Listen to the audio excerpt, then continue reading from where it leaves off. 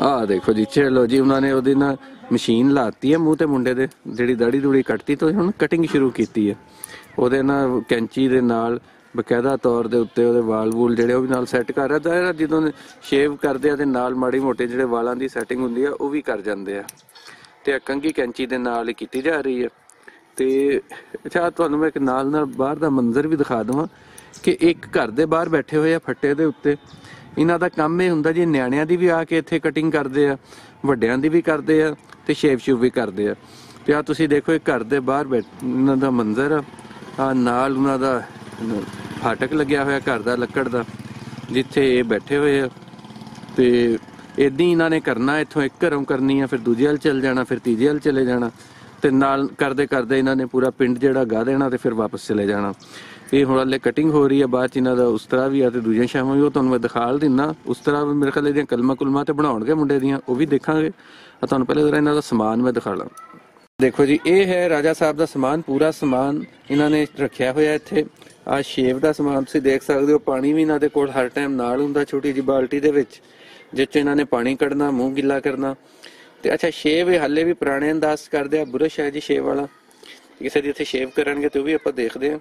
ਅੱਛਾ, ਆਹ ਨਾਲ ਇਹਨਾਂ ਦਾ ਬਾਕੀ ਸਮਾਨ ਆ, ਸਾਬਣ ਆ, ਜਿਹਦੇ ਨਾਲ ਇਹਨਾਂ ਨੇ ਮੂੰਹ ਤੇ ਝੱਗ ਬਣਾਉਣੀ ਹੁੰਦੀ ਹੈ। ਅੱਛਾ, ਨਾਲ ਹੀ ਉਸਤਰੇ ਪਏ ਆ, ਦੂਜੀ ਮਸ਼ੀਨ ਪਈ ਆ ਤੇ ਬਾਕੀ ਸਮਾਨ ਪਿਆ।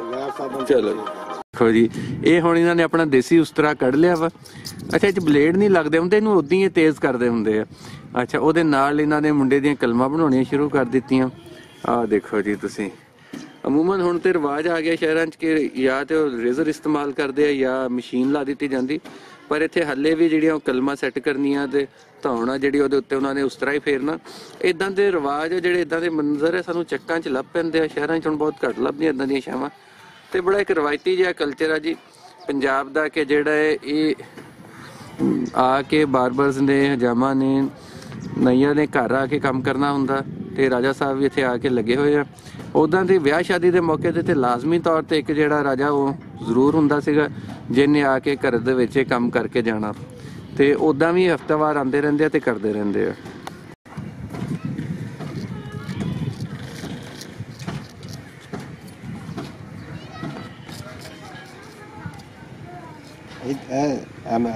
ਹਾਂਜੀ ਰਾਜਾ ਸਾਹਿਬ, ਕੀ ਨਾਂ ਤੁਹਾਡਾ ਤੇ ਕਦੋਂ? ਨਾਮ ਜੀ ਮੁਹੰਮਦ ਯੂਨਸ। ਤੇ ਕਿੱਥੇ ਦੇ ਰਹਿਣ ਵਾਲੇ ਹੋ? ਮੈਂ ਇਸੇ 9 ਚੱਕ ਦੇ ਰਹਿਣ ਵਾਲਾ। ਤੇ ਕਦੋਂ ਤੋਂ ਇਹ ਕੰਮ ਕਰ ਰਹੇ ਹੋ? ਤਕਰੀਬਨ ਕੰਮ ਤੇ ਜਿਹੜਾ ਨਾ ਸਾਡਾ ਤਕਰੀਬਨ ਜੱਦੀ ਪੁਸ਼ਤੀ ਆ ਲਾ ਦਾਦੇ ਤੋਂ ਕੰਮ ਚੱਲਦਾ ਪਿਆ। ਤੇ ਮੈਂ ਜਿਹੜਾ ਵਾ ਤਕਰੀਬਨ ਮੈਨੂੰ ਹੋ ਗਿਆ 20-25 ਸਾਲ ਇਹ ਕੰਮ ਕਰਦੇ ਨੂੰ। ਤੇ ਕੀ ਇਹਦਾ ਤਰੀਕੇਕਾਰ ਆ? ਤੁਸੀਂ ਆਉਂਦੇ ਹੋ ਘਰਾਂ ਚੋਂ ਪੈਸੇ ਵੀ ਲੈ ਕੇ ਜਾਂਦੇ ਹੋ ਕਿ ਉਹ ਜਿਹੜਾ ਇੱਕ ਪੁਰਾਣਾ ਰਿਵਾਜ ਹੁੰਦਾ ਸੀਗਾ ਫਸਲ ਫੁਸਲ ਵਾਲਾ? ਹਾਂਜੀ, ਸਾਡਾ ਜੀ ਇਹ ਰਿਵਾਜ ਦੋਵੇਂ ਚੱਲਦੇ ਆ, ਫਿਰਦੇ ਤੁਰਦੇ ਆ। ਮੁੱਲ ਵਾਲਾ ਵੀ ਗਵਾ ਦੇ ਦੁੱਧ ਵੀ ਸ਼ੇਵ ਕਰ ਲਈ। ਬਾਕੀ ਸਾਡਾ ਜਿਹੜੇ ਸੇਪੀ ਦਾ ਕੰਮ ਆ, 2-2.5 ਮਣ 3 ਮਣ ਦਾਣੇ ਜਿਹੜੇ ਚੱਲਦੇ ਆ ਸਾਲ ਦੇ। ਆ ਹੁਣ ਕਣਕ ਆਉਣੀ ਆ, ਕਣਕ ਤੇ ਜਿਹੜਾ ਨਾ ਅਸੀਂ 2 ਮਣ 2.5 ਮਣ 3 ਮਣ ਦਾਣੇ ਜਿਹੜੇ ਮਤਲਬ ਅਸੀਂ ਘਰ ਭਰਤੀ ਲੈਂਦੇ ਆ। ਅੱਛਾ, ਉਹ ਹਰ ਘਰ ਤੋਂ ਜਿਹੜੀ ਤੁਸੀਂ ਭਰਤੀ ਲੈਣੀ ਆ ਜਿਹੜਾ ਸੇਪੀ ਵਾਲਾ, ਤੇ ਉਹ ਫਿਰ ਉਸ ਤੋਂ ਬਾਅਦ ਉਹਨਾਂ ਦਾ ਜਿਹੜੀ ਕਟਿੰਗ ਆ ਤੇ ਸ਼ੇਵ ਆ ਫ੍ਰੀ ਕਰਕੇ ਜਾਂਦੇ ਹੋ? ਹਾਂਜੀ, ਅਸੀਂ ਉਹ ਫ੍ਰੀ ਕਰਕੇ ਜਾਣੇ ਨਾ। ਸਾਲ ਬਾਅਦ ਮਤਲਬ ਕਿ ਗੰਦਮ ਆਉਣੀ ਆ, ਗੰਦਮ ਦੇ ਦਾਣੇ ਜਿਹੜੇ ਉਹਨਾਂ ਨੇ ਸਾਨੂੰ ਦੇ ਦੇਣੇ। ਕਪਾਹ ਆਉਣੀ ਆ, 2-3 ਕਿਲੋ ਕਪਾਹ ਦੇ ਦੇਣੀ ਆ। ਗੁੜ ਮਿੱਠਾ ਦੇ ਦੇਣਾ, ਲਸਣ ਗੰਢਾ, ਇੱਦਾਂ ਦੀਆਂ ਚੀਜ਼ਾਂ ਜਿਹੜੀਆਂ ਉਹ ਵੀ ਜ਼ਿਮੀਦਾਰ ਦਿੰਦੇ ਆ। ਪੱਠਾ ਮਾਲ ਰੱਖਿਆ ਹੋਵੇ, ਮਾਲ ਡੰਗਰ ਪੱਠਾ ਵੀ ਦਿੰਦੇ, ਤੂੜੀ ਵੀ ਦਿੰਦੇ ਆ। ਇਸ ਕਰਕੇ ਗੁਜ਼ਾਰਾ ਜਿਹੜਾ ਚੱਲਦਾ ਪਿਆ। ਤੇ ਤੁਸੀਂ ਕਿੰਨੇ ਦਿਨਾਂ ਬਾਅਦ ਆਉਂਦੇ ਹੋ ਹਰ ਚੱਕ 'ਚ? ਅਸੀਂ ਜੀ ਤਕਰੀਬਨ ਮੈਂ ਇਸੇ ਚੱਕ ਦੇ ਰਹੇ ਸੀ ਤੇ 8 ਦਿਨੀ 7 ਦਿਨੀ ਮਤਲਬ ਕਿ ਆਉਨੇ ਜਿਹੜਾ ਲਾਉਨੇ ਆ।